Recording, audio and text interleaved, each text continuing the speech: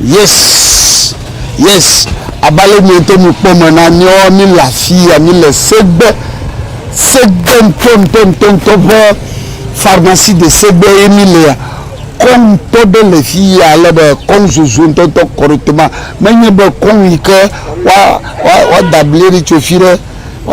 chofire ako chofire yevo debli américain debli chinois awo nya Africa debli zamile Africa Bible zami dana koma toju yina ko ntonto wonto na du kwa asende goma anya be du ko ngate be na nyama blewa de ka se sera mo vodo le fia wala komu yala do fare takon be yo ade kporo mekia du ko wu no via alo mudaja mudajo ele pre mu le prento gajime okay grandma nyankowe enye yola de rokonu okay mejima nyanko nyenye bajo manyakawa muchika gavi bajo manyakawa ale muchika gavi manyama ema anya chuchuko ma yes ale ba me wa mofa won le fia won jibo yo adukom yo akpebe maka o ha na ekpede jeshibe me ya aduwa neye bajo aduwa neye rokonu aduwa won to le fia vo on le zozo papa me fana barekego le chocho le correct ntodo me kare jibe atebu ko wa be blave ni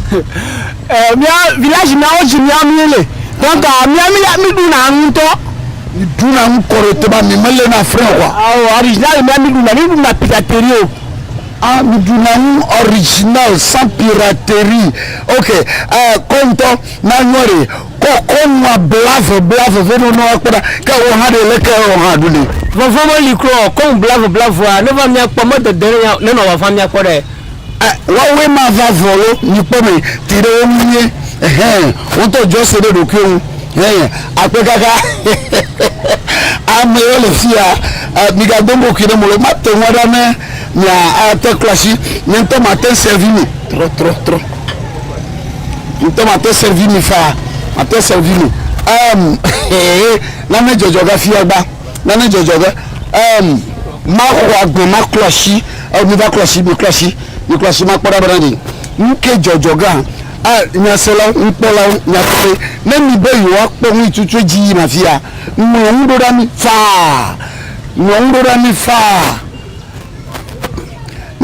mi fa aleba mi ko wa du de fia kaka mi o foko 20 minutes ko po nipa yo avo fifi aleba ma ku pere mi Nicolas Ivoire on to Nicolas Ivoire o ha Nicolas Ivoire abaye nko jere kaka rokonu yoko yona no merci beaucoup were le ko yona no bajo manyakawa muchika gavi ne chuchema yoko yona no okay abalola ni ti ama voto de kwa majibo ko ma mu ya ton de foseka mi le prayer a commencer non yobo mi jibo yo anwo do da ni to ni nya ko numéro pe fi mi le ni sawi kan ni wona elle clear meat elle meat yema kremole comment to ma kremole sereka na elle nkura no wa de do mo ga liore wa de kura commencer yema agbomra amagba to kan de cavaivo amevele akan ko kokondi pe susube wonu fafa na ejego mo kwa no kom zuzuzu ya no drum sege ya te pe mi le segbe ntonto jengo pharmacie segbe sereka pharmacie de segbe ebi jengo sereka direct aya gbomi la o commencevo o jengo menebe na no pe mo be ha edunawu be sese eyeko enya ma edunawu enema hojo efa ha yenya dudu ale ya wala enwante aleti segbe fi konwa dodu zozoto iko de blé agbede o tui dedi yinto le ready o da blekpe blichulu anto tu be sento ntorem kalami atodiole enwo le fia mille segbe ti e ba comme zozo chez auto comme zozo chez auto na jingwa ni le segbe fia na de moto ayo nya yo mo pe po ewa yo bote po ni le tie dia alo ve sama mo le lo alo ve ma sama mo le amo de ka du wa lo volia clean se de ka do ma he kaka bu ni cha mo vote kwa asuso ni cha mo ton na apa kaka ni cha mo ton kwa ka amo ya to ara iwo no be nya ndudu edu na wo ya ju ye mo na po wase wa nya be ye edu na wo ko edu na ko atoju du na wo correctement ba my friend fi a competition lo ya ki dodo po lo ya tadile kalamile omusawule never say oto a konzozoli magalili akomuli apele kolikoli umoli pang na wonto ele pre kwa na va kwa ni onya aduga se vivine aya gbomala mobo dodo ni le bata fi vivi level ni le dodo yina va ma le nwolo manye be na nonyi abe ifide ava bo nyawo na be a akpomi atepe ase vivine kwa ni le Festado TV en English so Festado TV comme ya du ni le segbe bo drum pharmacie segbe te prend kwenye comme zozo chez auto ti ya milema yema aya bo mara ko waja mo oje chinono awo mo ma legbegbe ko wajo le zozo papa jo le okay amaro ya mo nkemolo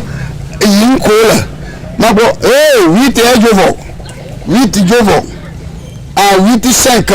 8.5 ti ya mi agbeyegba na mo igogo ma ye amo kele rashi o tamo buncho aya ne le fimira hu pale o ajo kaba ne oko gbugbu agbora yo mo ye tamo bumo le c'est comme soso etilogbo komali ebeseli etilogbo komi ebeseli no kaka ovwa won to na akwasi atutu ashi kom blavra na yaro do vovro ma yakobo apoto 2 minutes so 2 minutes nopo okay komo mo to ko yapoto no gbo pon pata no gbo pon pata yema nínú ngọdún ọdún kọ gaju yanu pọ ma fi yanu kan o mo kọ gaju kura wo ko ma to zozo papa blicho ko la yinja ehia ni ma bia na ko nda nyamu ni awa ni ma bia na ko nda nyamu ni wo na ko wa de blichuro me do wu na hakora hadomblani da ko wi blibo wi eyo da ko ma kwa elebo blere blichuro me kama na duma na se converters lombe yema ti egbo mo le vivi le dia asusu o mo wo dagbara fi oblitura no moyi no nyabere na jojo mo se gbe via awre yema ko wante no du mo ga fu awu na vo mpe na nyaba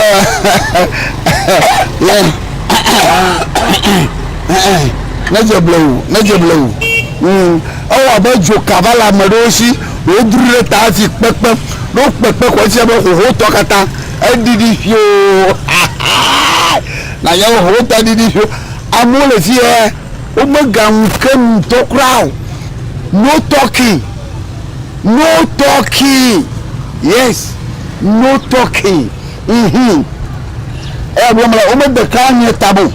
konwela onu na ba parana konko ni mola ba parana yeye mapo eso mo tonfi eso mo nelefi yawon ni ko jigbori blow ni nbe awon ohun ni mi to mi je si Festado TV ni mo ndo da ni fifi le zozo papa ni mo ndo da ni pata yes ni mo ndo da ni pata nyambe yo nye pemfi amia ni majeshimo amado ojeshimo onyam onyam efuse ni agbeko ngokuna te na nye komi adunji ala ne monaga mareke kro fuseni antonto original ya yes ko wi anyama wa nwuchi kro wa bo adawu la pom wa duala anya fuseni ne munu wa nwuchi kro gbo mo la poto ko mo fere fi poto mo tore fi mira sure ni won do da mi le Festado TV fifi le pata ni to mi po numéro alogoma nsawu le fuma pata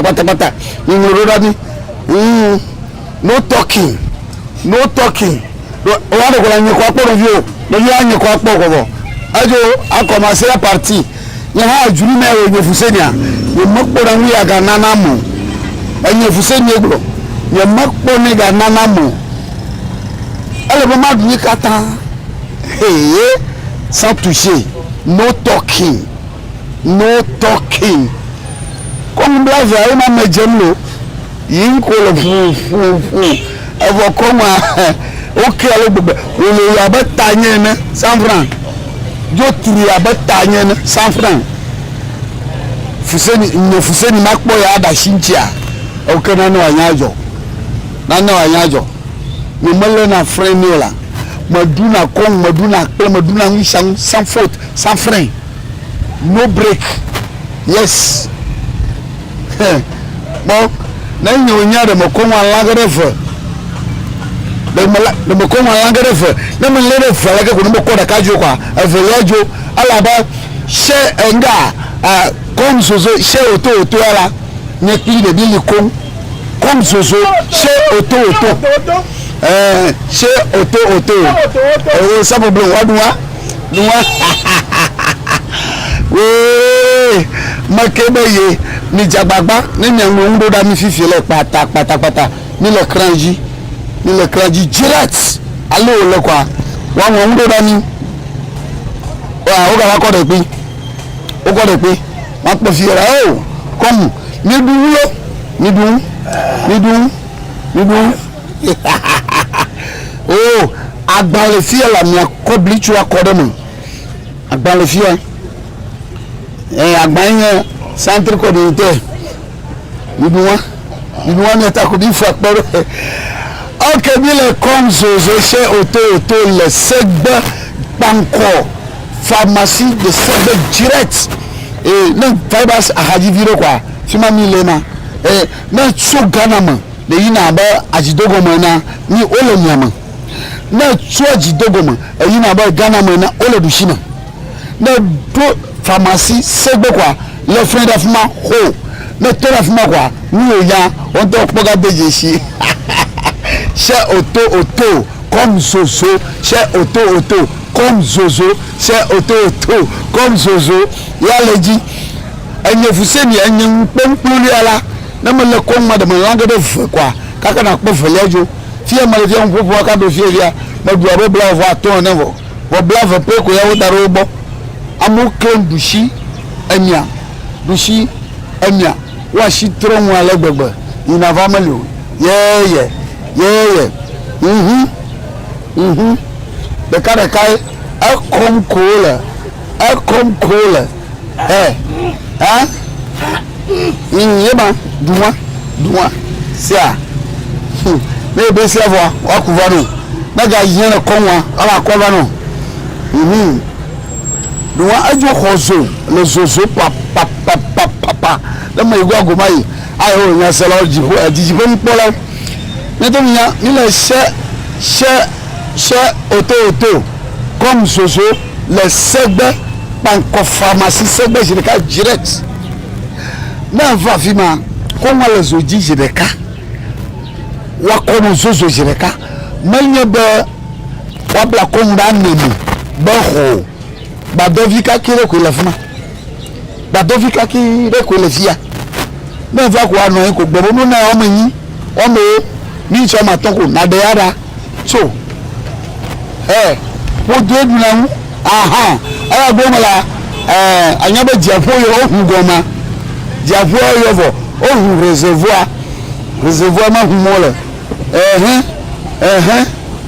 reservoir ma hu mola amoma tembe jifo to na di de goma o tro no yin amofu jafo be na di de janyi yema na notiko won dokio se auto le segbe mi le che auto segbe banko pharmacie de segbe jireka direct qui est là comment les zozo jireka qui est les zozo comment les zozo jireka et allez mi pere nyanto nyagbele yes avo leke pomero comment Jesu ele choko viri va nya ma le setan va le setan c'est parce que vivi a move est-ce que nous o wa bo won te mu ene comment mu grave ma mu wa ne be ko mu na mu na du adibo do apola ma sawo do alo leke gboro tele ma etagbe gba atagbe o ni ko tu ala propre merci beaucoup fonye leke wa pokon wa ro alo npo magayo no me le bizia no po tan ya ba de le bizia e mo ga kra mu ala ba ma dubo le busy to ga mo ko ya commencer wa mo ga mu kemo abavia na bi a challenge nia gogo mi le che auto le segbe comme zozo finani le ma mi panko pharmacie de segbe jireka direct la yutugo mo yongo mo de di o maga ho na gata mi le fia mi sami na be awa gogo mi yes como a jo hozo yo mo mbe do don na kweko le bo amo me be ko wada kon diba ano to no ba kon zozo le ya wa fanenya ko wala su briki pe le kanga na ji pe na ji gaporo ma gbegbo awo ti akonwa bobo le dodon ele super le okay aloba le won to gun ha nya be yudu alo ayo du ma me vivima no mi oh ibi alo gbogbo wa ji wadu ya wogbon ya amobo no yo le busy mo ga pu awon leke poko wa ro gba abe mo pu awon leke poko wa wa leke po koko ro ebo ala ba ti ya le busy mo ga pu awon very good yes aya gbonila all le busy fi ala gbegbe all le busy yes kon correct kon kanpe kon zozo kon vin comme mangement, comme à partir, comme sans toucher, comme sans excuse. Yes, il y a donné. Comme il y a tabassement, on est d'abord parce que à Rosoa, il y a foussé du mac pour qu'on y a d'Achindia. Au Dieu le zozo, papa. T'as dit Rosoa, pas. Elle est bien. Comme Ayado le Domono. de gaz de potole. Maintenant rempli, tu peux. Et maintenant, on a le gaz de le dunia. Et de la dehors, poto. Il y a rempli, tu vois. Alors, il y a coco, wado, ayato. Dis-le comme Zozo, chaise, auto. Le sagbado, panimagi le sebe. Not so kana ma yina da loma wala nyama not so loma yina da kana ma sebebo juana wala dushima na do sebebo pharmacie kwa tonda fuma clean na kpo dushima not so loma yina da sebea tonda sebebo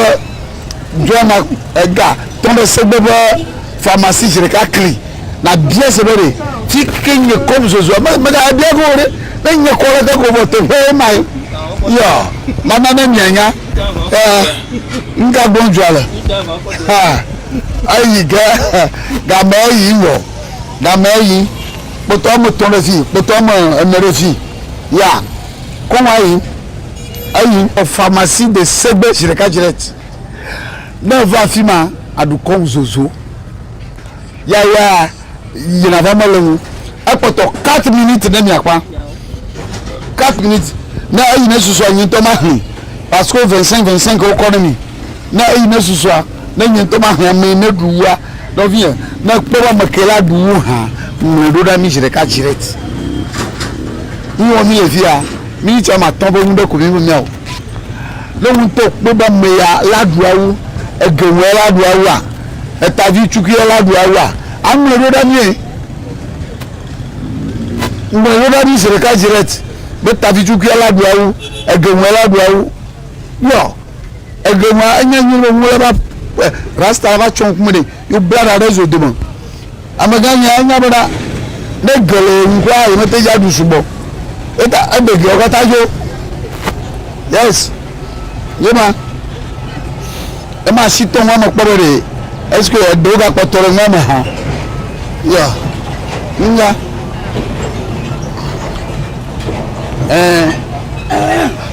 dzidzi ƒe ŋkpɔlɔ mi le segbe Banco pharmacie de Segbe alors depuis mi le chez auto même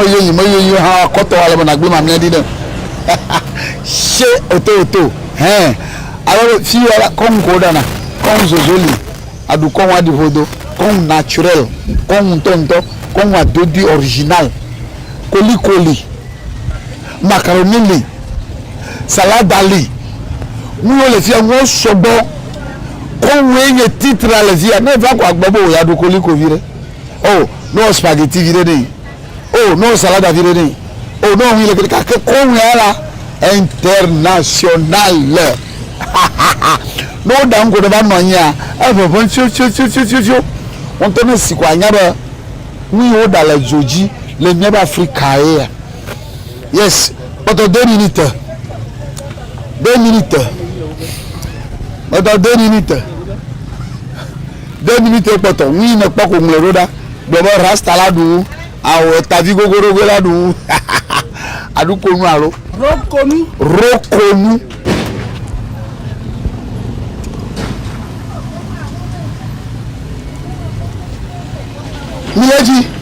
Mileji. Cho. Ya kuma ingo do vile ga trobo magora. Ayi blibo. Abeni yungu ma mega po awon leke ayi ma aha e poto mi tireka ni awun mega wunyo gbode ya ma be me dara ma po awon na ba anwa duma ma po awon eta ayi zuwo wo sport ville to gbova yes le peuple de vie tu kiara adu kom 18 adu kom 18 pour de vie tu kiara adu 18 wow yema ok ajiji kon polo abale mi to bi pomo na nya to pe mi le se oto le Segbe jengo mi pa nko pharmacie de Segbe direka direct na eji kon zozo adodu amoto kon wi ka oda original benye be nde ke tsovo de na ne ke tsoke akpadio ladio ha o so tomo direct o to zozo papa be comme to frigo mo be ko to frigidaire mo le nya gbo fi a nya papa yes yo akpere mi na mi ja se mi enko wa kan nya ba aisha ba akpoto kontonto me jibe no aba apon ne mi afi evo e magajo ejodo fira konto jimala be no aba apon ne mi afi vo e magajo ejodo fira yo begin nyepa mele ke ka ko wason mele ke ka kiason okay klashi wa klashi makala la kai klashi mega ko kaka so okay nesere ba le mi po na mi le se auto le Segbe douane le Segbe pharmacie de Segbe yo wa ba le mi to mi po mo na mi le Segbe pharmacie de Segbe bo nkumo tujuju a mga wo zon yolo mere kukuma nyango we yo npo be auto won to bo ye auto wow comme de ko mi wona la fia nous si anu to ne so afide susude le mi assimile iwa toto di ami so comme so toji okay ndo gali ko pia awo no va mia gbɔ la du kɔn ma bia bio ye akpari makanjo eke afɔxome bio ekpe muso apudivɔ eko le wɔ la xɔ mi le zan. ɔmɛ kɔ ne ma lɛ nkure ŋɔŋɔ mi du kɔn le fi sugbɔn o kɔkɔ ŋɔ abe 45 mois ne 23 mois ne kɔn ye tutu le ŋɔ ma bɛji bɛ wɔn tɔ na kpe ɖe me kaye du dza wɔn tɔ yina bɛ kpe na wa na kpe tututu ame yi ne du dza anamanya na ga kpɔ me ŋkume kura o kle tutututu. ok nkpɔ be wame ve owɔ avu ŋutɔ voa mekpɔ ame ve atɔa miafo ya eye tɔa ye ɖutsi eye ɖusubɔwu eye ɖusubɔwu ya mi bɔsi bɛ de o rasta tsa etsa ehɔn rasta ahɔn fi hɔglo do nyɔmɔ eve tɔn ɖe ko ewi alo mɔ da o do kpo tó tivitiki ɖe kpo nyawa ɖeka ɖe pɛ kpo sɔ tó akpɛ kaka eye o du dzia o ko ŋu nana tɔxɛ ɖe kɔva ne ebia dole be nye ne kɔvi ne wa vi miakpɔ nu tutu o nye yes o dawa miakpɔ ye du mianya be wo edu dzie yeye oto pe kɔnu da ƒe nya bubue ne le fi ya de anyanyue be ŋu ntɔntɔ bubue ye va enu adodi wobe makandzo kple tɔwo woli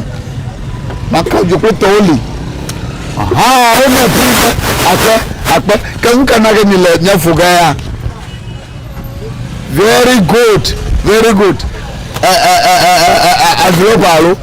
adrɔp kone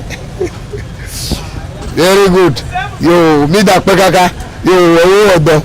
bon oto abalẹ na kpɔ wɔme va ne wɔme va ƒe ŋu wɔna edzodzi na roi de bouffe nga mo roi de la bouffe egbe be ame ke du tsi le egbe be kɔm ɖuɖua mea ezu fia ne kɔm ɖulawo ya yezu fiɔ ne kɔm ɖulawo la nga le roi de la bouffe agba anglais nyamo sugbɔ ya francophone be the chief of mangement wa spécialement kɔm ɖula le festado tv gbɔ ɛmɛ kɔ akpɛ kaka yo ne wa mia ka wa dore dzi o kana na ŋu ɖuɖu yo akpɛ kaka yo nye se la wa ba le miato mi kpɔ me na egba mi kpɔ kɔŋɖulawo ƒe amegã alo ame yi ke ne ɖu wu sugbɔ wa ye nye yi alo be wode wu ne eye wokɔ pri hã ne ye ma le si ame yi ne le velia nea ye nye yi efo miaga nya ŋkɔ ke rokonu ye ko yɔda no simple ye kpo yɔda nyanya ame kɔ ame ka ye nya ŋkɔ ye bedzo menya ka o mutsi ke gavi bedzo menya ka o mutsi ke gavi ye ma mutsi ke gavi ka ne nyi ga se mia ŋkɔ wa nyanya be ayi saba ke nye ame ne ha ŋua ŋkɔ ye nye Fuseni mi yɔ ŋkpe ko Fuseni alo Agbeko ayi saba miaga dogo